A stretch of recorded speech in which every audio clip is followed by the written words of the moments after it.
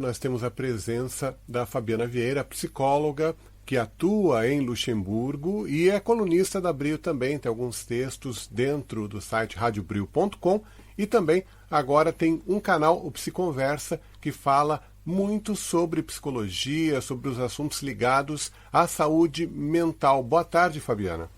Boa tarde, Roberto. E agora, a gente, depois da pandemia, com tudo isso que aconteceu, nós sabemos que isso aumentou consideravelmente o número de casos ligados a problemas de depressão, problemas de relacionamento. Como é que você está acompanhando esse salto nos casos e como isso tem chegado até você? Como sempre, né, o ser humano ele é muito individual e tem características diferentes e lida de forma diferente e peculiar com cada situação. Então, as pessoas lidaram de forma muito diferente com a pandemia, com o isolamento. Por exemplo, pessoas que eram mais reclusas não se ressentiram tanto, porque para elas não foi tanto um problema a questão do isolamento. Mas as pessoas mais sociáveis, as pessoas que saíam muito, que iam a bares, restaurantes, shows, quanto mais sociável a pessoa era, para ela mais sofrido foi o período pandêmico. E também pessoas que já tinham algum traço de ansiedade prévio, né? Então, os meus pacientes anteriores à pandemia, que já tinham propensão ao medo, à ansiedade, eles pioraram drasticamente com a pandemia. Muitos ficaram um pouco paranoicos também, né? A pandemia acabou trazendo um pouco esse medo exacerbado da morte ou medo de perder entes queridos. Então, agravou o quadro de pessoas que já tinham algum problema emocional prévio. E pessoas que não tinham acabaram desenvolvendo também. Então, algumas pessoas também, pós-pandemia, acabaram desenvolvendo um pouco de ansiedade. E algumas ficaram deprimidas também com o quadro de isolamento. Mas, com o contexto ali do isolamento social e tudo mais naquele período, né, do ápice do ápice pandêmico.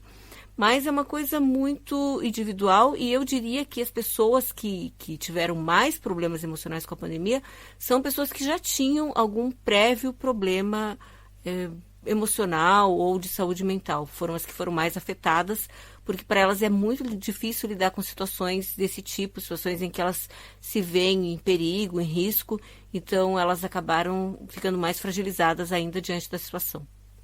Nós acabamos de passar em Luxemburgo por uma semana valorizando justamente essa saúde mental e trazendo essa conscientização para as pessoas. Nós estamos no Brasil também no Outubro Amarelo, e no Outubro Rosa, melhor dizendo. Setembro Amarelo é justamente ligado à questão do suicídio, né? A busca de trazer insumos para as pessoas terem mais saúde mental e se preocuparem mais com essa questão do que leva uma pessoa a tentar contra a própria vida.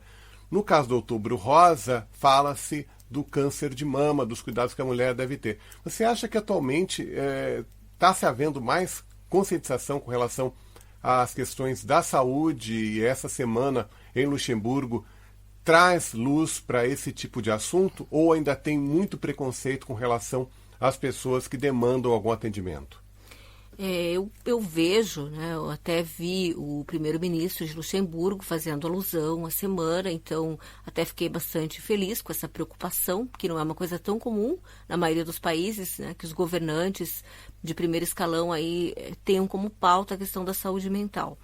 Mas ainda que já haja algumas iniciativas nesse sentido e os países de primeiro mundo já venham se preocupando com essa questão, muito mais do que se falava há décadas anteriores, na década de 80 e até a década de 90 ainda era bem pouco falado, né? Se fala cada vez mais, tenta se conscientizar cada vez mais, mas o preconceito ainda existe, ainda existem muitas pessoas que entendem que ir ao psicólogo ou ao psiquiatra é frescura ou é coisa de gente maluca, né? Se você está acatando a ideia de que você precisa procurar um profissional de saúde mental, é porque você realmente tem um problema psiquiátrico grave, é maluco, mas tem uma outra parcela da população que já tem, está bem mais aberta. Até tenho visto mais homens procurando, o que me deixa feliz, porque o número de mulheres que faz psicoterapia é muito maior.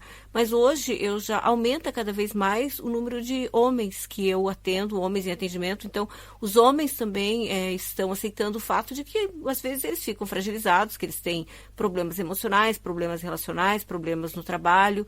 Então, de certa forma, tem os dois lados. Existe o preconceito ainda, né, de determinadas camadas da população. Por outro lado, existe já um processo de conscientização maior por uma outra parte da sociedade em relação à saúde mental.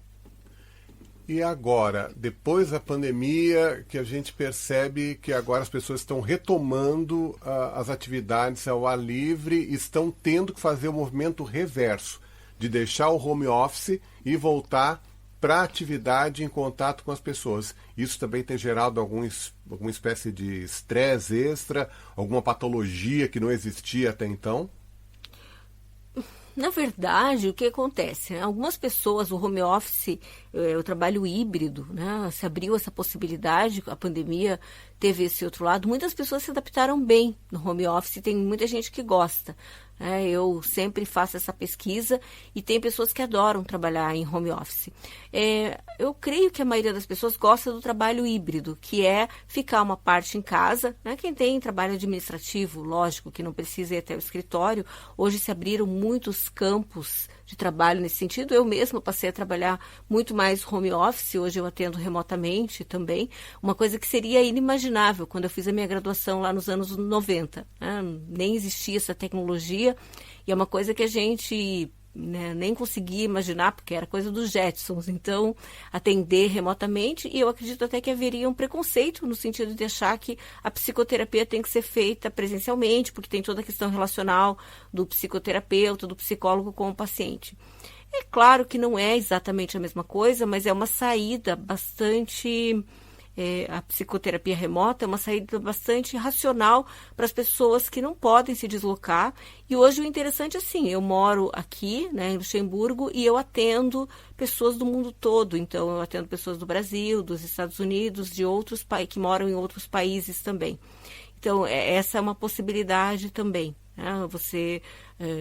falando determinado idioma, ou mesmo em português, os portugueses estão espalhados aí. Eu falei mais da minha profissão, mas o Roberto me perguntou se houve algum problema em voltar.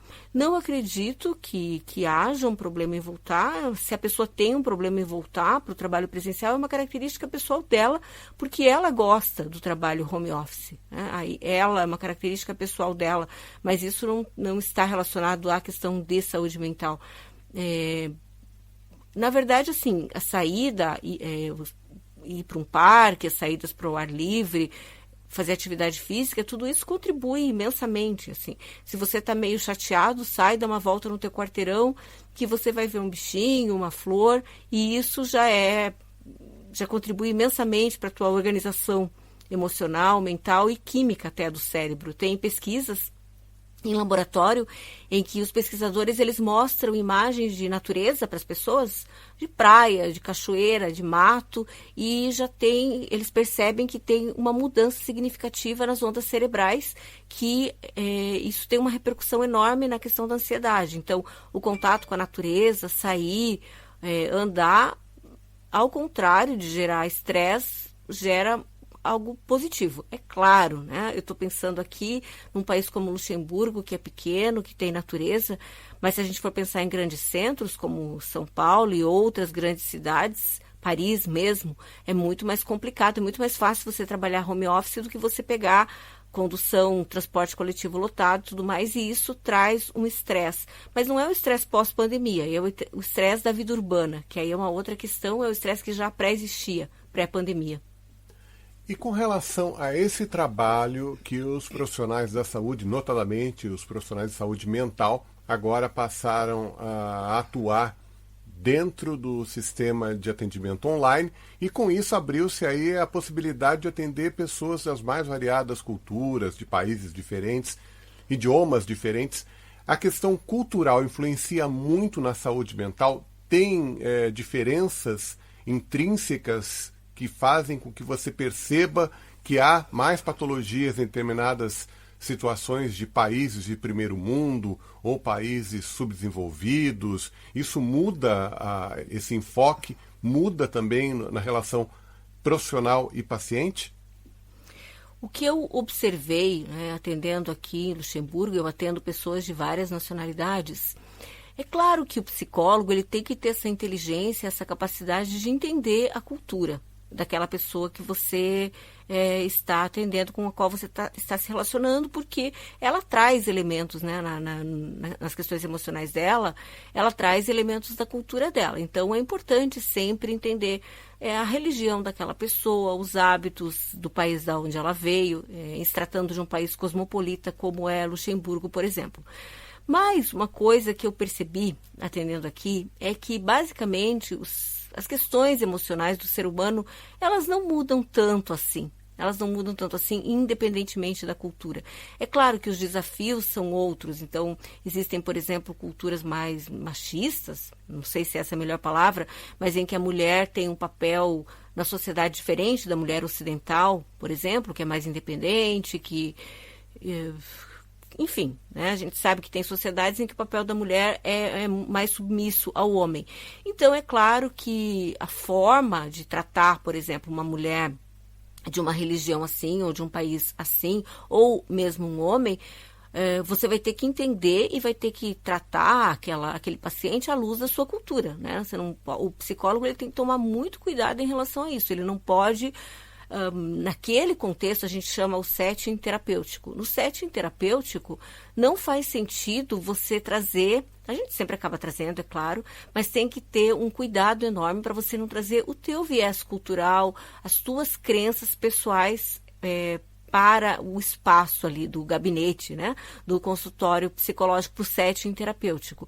Então, quando eu atendo, por exemplo, uma mulher ou um homem de uma cultura em que a mulher, digamos, é mais submissa, porque naquele país aquela cultura é mais submissa, eu primeiro vou ter que entender aquele contexto e não adianta eu julgar à luz do meu olhar. Né? Assim como no Brasil, eu atendia pessoas trabalhando numa cidade pequena que tinham valores, eu que vinha de centros urbanos maiores, que tinham valores sociais, culturais diferentes dos meus, e eu tinha que fazer o atendimento à luz do entendimento de vida que elas têm. É claro que tentando abrir o universo delas, mas nunca tentando modelar o universo delas de acordo com o meu entendimento de mundo. Então, o psicólogo ele tem que ter essa inteligência para ter esse respeito à cultura e se adequar também às demandas daquela cultura e daquele paciente específico. E com relação às faixas etárias, você nota que há uma diferença entre as demandas por faixa etária? Eu digo sempre que com a pandemia, os mais tolhidos, que sofreram mais, são os idosos e as crianças, que perderam uma parte da vida ali, 2 anos de pandemia, que não se recuperam. Né? Na infância não se recuperam, e para os idosos também. É uma situação em que você não tem como correr atrás desse tempo perdido. Isso modificou, a pandemia modificou essa relação de patologias, de problemas mentais, de índices, ou se mantém um certo equilíbrio nesses dados? Você percebe que houve uma alteração nesse sentido? E quais são as demandas mais comuns de acordo com essas faixas etárias e quem está mais ressentido com relação a essa situação pós-pandemia? Eu acredito que os mais afetados pós-pandemia foram os adolescentes, né? As crianças e os adolescentes, eles ficaram naquele ensino remoto, cada país adotou um sistema, mas as crianças, elas tendem, até por ser mais físicas, ter uma necessidade de contato sinestésico, corporal com o ambiente, elas acabaram se sentindo libertas quando elas saíram de frente do computador, de modo geral, é claro, né? A gente não pode fazer uma generalização total, mas, de modo geral, as crianças superaram melhor, porque as crianças ainda estão na fase do lúdico, da brincadeira. Mas o adolescente, que já tem uma tendência ao isolamento, a coisa de ficar no quarto, na caverna, então eu escuto muito isso, eu atendo adolescentes, e é uma repetição contínua dos pais, é uma reclamação e uma preocupação dos pais que aquele adolescente ele fica muito no quarto, agora voltado para as redes sociais, voltado para a tecnologia. Eu não sei se tem a ver só com a pandemia, eu acho que é um conjunto de fatores aí. A pandemia acabou incrementando algumas estratégias tecnológicas, mas a tecnologia por si só não tem como saber como seria sem pandemia. Né? Uma característica do adolescente, né, nas décadas anteriores, não tinha o celular, mas o adolescente ficava com o livro. Eu ficava no telefone falando com um amigo no quarto também. Ele não queria interagir com os pais, com a família. Ele queria interagir com o grupo quando ele estava em casa. Então, ele procurava outras alternativas. Hoje, agravou com a tecnologia. Eu acho que os que mais acabaram comprometidos foram os adolescentes. Eu vejo muitos adolescentes ansiosos e com depressão. Um quadro assim, pandêmico de saúde mental na adolescência, a questão da ansiedade. Porque não tem como saber o que se passava na cabecinha deles ali, né? Mas muitos tinham medo, eu acredito, de perder os pais, enfim, de não saber como seria a vida pós-pandemia. Deve ter passado pela cabeça de muitos essa questão, né? Porque alguns até perderam, né? Teve criança e adolescente que, de fato, perdeu os pais. Então, eles tiveram que lidar com uma situação, né, que para nós adultos já é estranha, bizarra, né? Acho que no francês le bizarre, eu acho que traduz bem. É uma situação completamente bizarra para o ser humano ficar em isolamento e lidar com um contágio assim tão agressivo de uma doença e com tantas mortes. Mas imagina que se para um adulto é difícil, para um adolescente é pior ainda. Eu acho que eles foram os mais afetados. Os idosos, eu acho que pós-pandemia, os que já eram sociáveis, não digo daqueles idosos que eram reclusos, para eles não fez tanta diferença. Os idosos que eram mais sociáveis voltaram à sua vida normal, eu acho que eles não foram tão afetados, exceto pelo fato das perdas, né? Houve muita perda aí de parente, de pai, irmão, tio, primo. Então, isso também acaba deixando um rasgo aí na vida familiar de todos, é inegável. Mas eu acredito que a repercussão emocional, a pior repercussão emocional foi para os adolescentes, sim.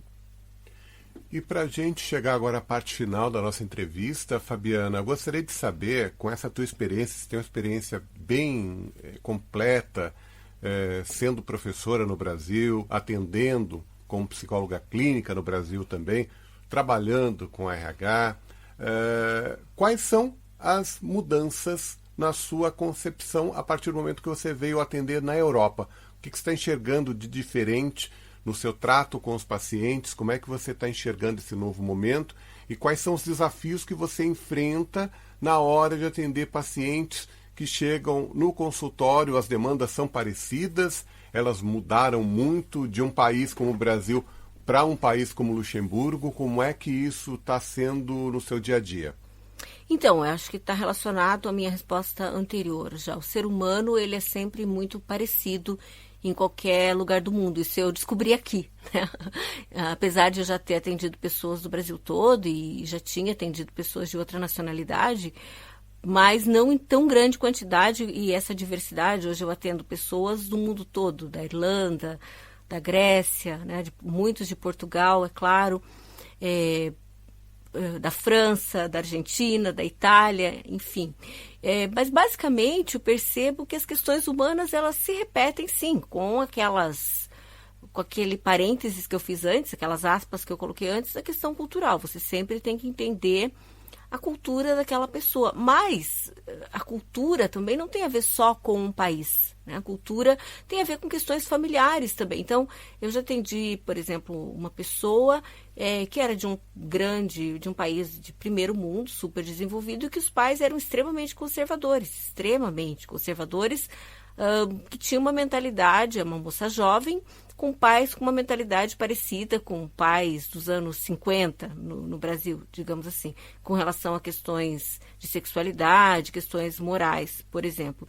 Então, a questão cultural não se refere só à questão do país, mas se refere à questão da cultura familiar, da cultura religiosa daquela pessoa, daquela família Então, isso tem que ser sempre, o psicólogo ele sempre tem que fazer esse diagnóstico primeiro, entender quem é aquela pessoa que está ali, mas, basicamente, eu diria que as questões humanas, elas se repetem muito, o ser humano, eu até já escrevi um texto sobre isso, hoje eu vejo que as questões básicas humanas aí, elas se repetem muito e o ser humano não muda tanto assim. Eu não sei como seria atender, por exemplo, no Japão, ou em países árabes, né, mas eu já atendi pessoas de origem nipônica ou muçulmanos e não tem tanta variação assim também, né? Eu não tenho uma grande experiência atendendo esse público, talvez estando dentro do país seria diferente, mas atendendo em Luxemburgo, porque essas pessoas também são aculturadas.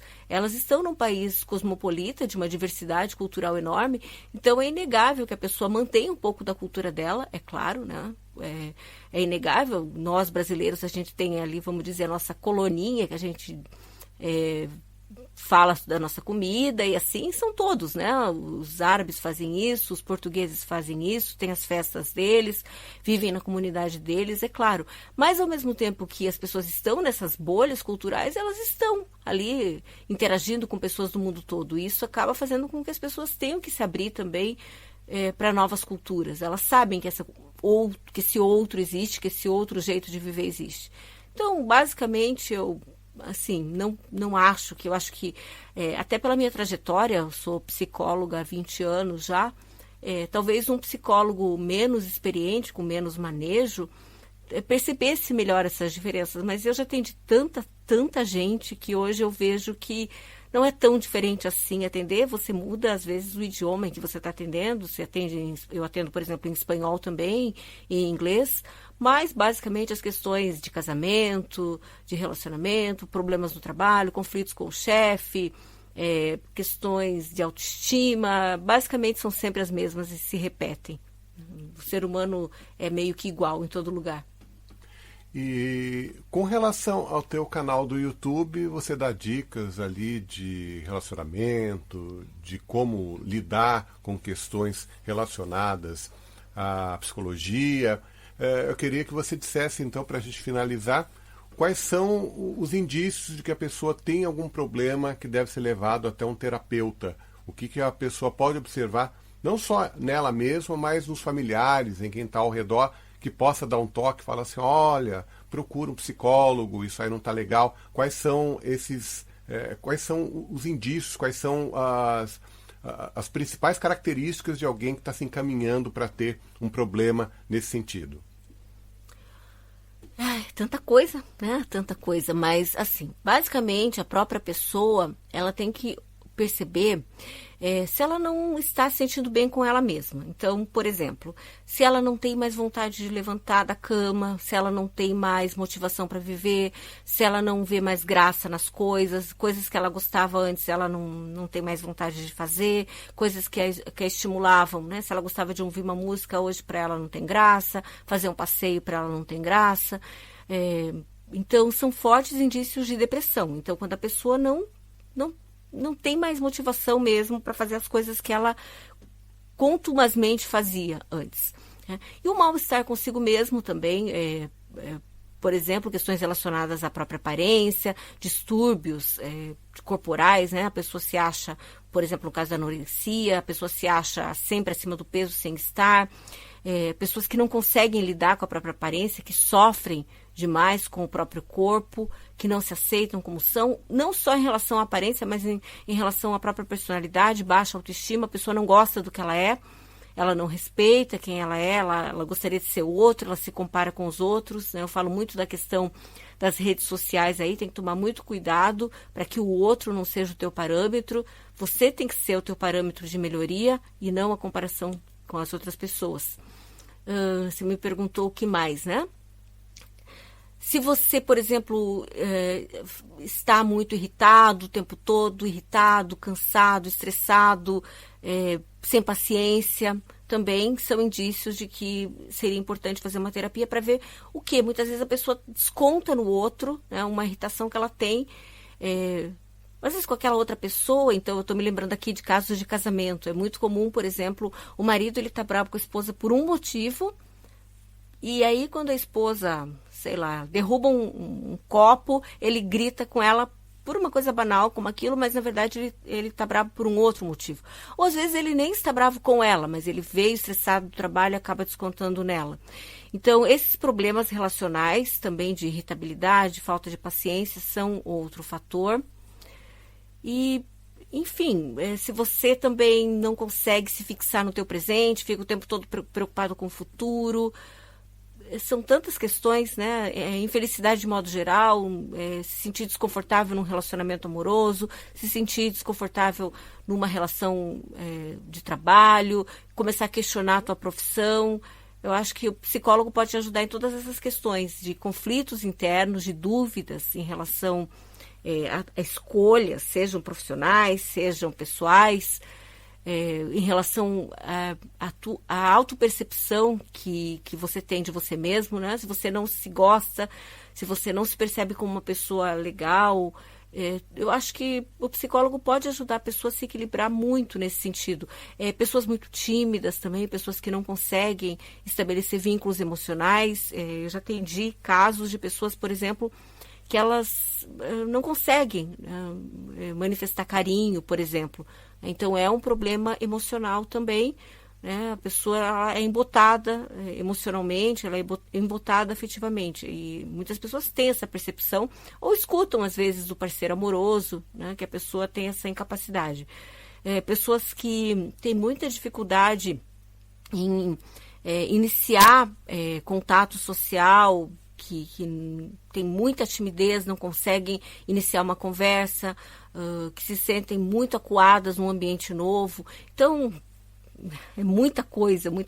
Essa pergunta que você fez é muito genérica, mas de qualquer forma, sim, se você não está se sentindo bem com você mesmo, se você percebe que tem algo que te incomoda na tua vida e é de cunho emocional e você pode fazer alguma coisa para mudar, sempre é válido procurar um profissional da área de saúde mental.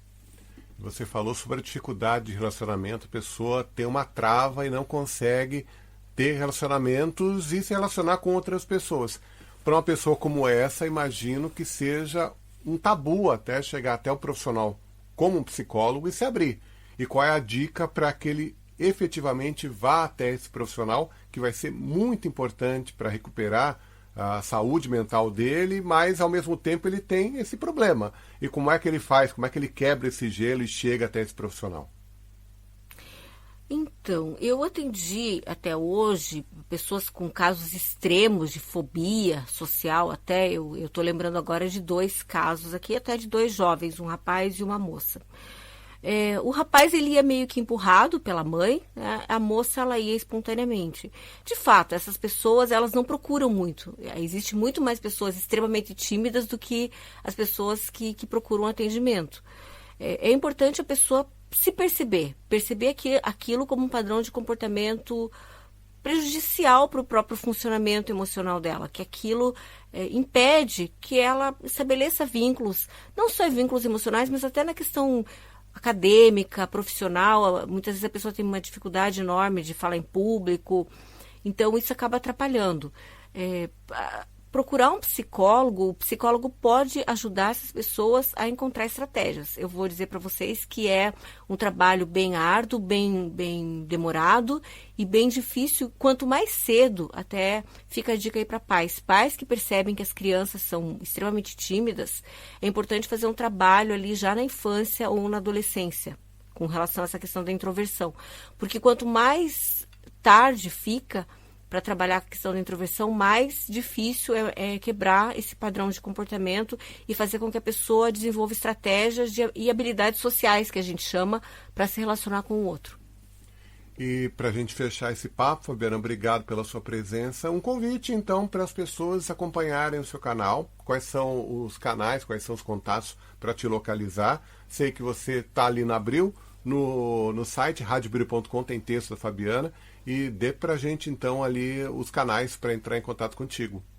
Então, eu comecei agora recentemente um canal no YouTube. Eu tenho um projeto agora em que eu falo, é uma coisa que acaba vinculando principalmente, os ditados brasileiros, eles também são muito, eles vêm muito dos ditados portugueses e muitos têm fundo bíblico até, né? Então, eu estou com um projeto ali no YouTube, num canal em que eu falo de ditados populares, filosofia, psicologia, sociologia, tentando fazer com que as pessoas pensem nesses ditados mesmo do dia a dia, aí como que elas podem aplicar isso positivamente, né? Pensando numa psicologia positiva para a sua vida, para a sua saúde mental.